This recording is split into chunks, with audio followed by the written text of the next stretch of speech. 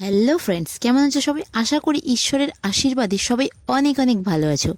তো অনেক দিন পর আবার একটা নতুন ব্লগে সবাইকে স্বাগত জানাই।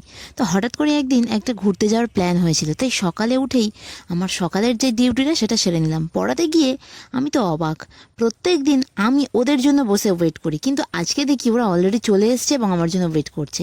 যাই হোক, পড়ানো কমপ্লিট করে বাড়ি ফিরে স্নানটা সেরে নিয়েছি। সেই দিন প্রচণ্ড গরম ছিল।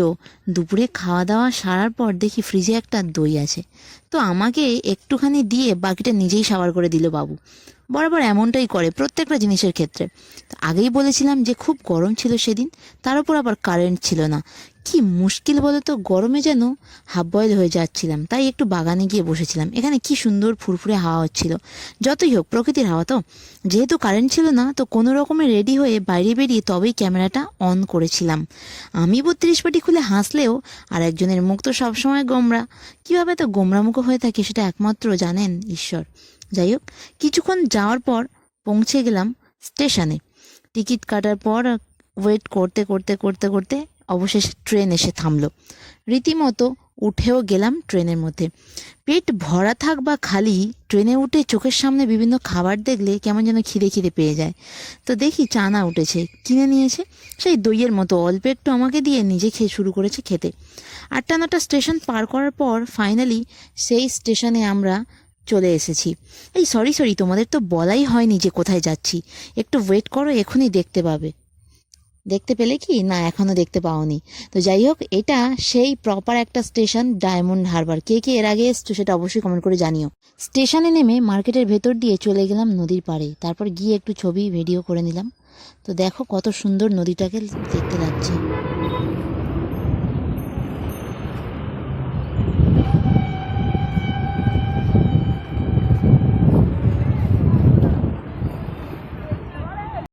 সাউন্ড শুনে নিশ্চয়ই বুঝতে পেরেছো যে নদীর ধারে কতটা পরিমাণে হাওয়া হচ্ছিল। বিশ্বাস করো, এই গরমের সময় বিশেষ করে সূর্য ডোবার পর নদীর ধারে গিয়ে বসার যে এক্সপিরিয়েন্সটা, যে অনুভূতিটা, সেটা জাস্ট ভাষায় প্রকাশ করা যাবে না।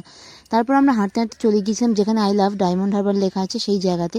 যেহেতু বাইরে ঘাটে বেরিয়ে ভিডিও বা ফটো তোলা পছন্দ করে না, যার জন্য ভিডিওটা আমাকে সবসময় পিছন দিক থেকেই করতে হয়। কি আর করবো বলো, পোড়া কপাল আমার। ওখানে কিছুক্ষণ টাইম স্পেন্ড করে আমরা চলে গেলাম একটা ফুড স্টলে, যেখানে ভ্যারাইটিস আইটেম ছিল। তো আমরা চাউমিন অর্ডার করেছিলাম। তো আমি যেহেতু ঝাল খেতে পছন্দ করি না, আর বিশ্বাস করো সেই চাউমিনের মধ্যে প্রচণ্ড পরিমাণে কাঁচা লঙ্কা দিয়েছিল। তো খাওয়া তো হলো না, অল্প একটু খেয়ে বাকিটা দিয়ে দিয়েছিলাম। তো ওখানে যেহেতু খাওয়া হয়নি, তার জন্য রাস্তার ধারে একটা রেস্টুরেন্টে দেখি চিকেন বিরিয়ানি মাত্র 60 টাকায় দিচ্ছে, তার ডিম ছাড়া। তো কী আর করবে বলো, 60 টাকায় কী আর হবে, জিনিসপত্রের দাম যে হারে বাড়ছে।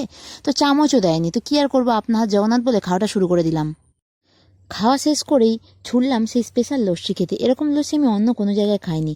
দারুণ বানায়, একটু অন্য স্টাইলে। নর্মালি লস্যি খাওয়ার জন্য আমাদের শুধুমাত্র স্ট্র দেওয়া হয়, কিন্তু এখানে লস্যি খাওয়ার জন্য স্ট্র প্লাস একটা চামচ দেওয়া হয়, যেহেতু লস্যির ওপরে বাটার, কাজু, কিশমিশের পাহাড় দেওয়া হয়। তো আমরা এখানে খুব আনন্দ করে লস্যি খাই, এবং তোমরা সবাই চ্যানেলটাকে সাবস্ক্রাইব করে পাশে থেকো, এবং যদি ভালো লেগে থাকে তাহলে অবশ্যই করে একটা লাইক কমেন্ট করে দিও। এবং আজকের এই পর্যন্তই, টাটা, দেখা হচ্ছে পরের ব্লগে। Bye bye.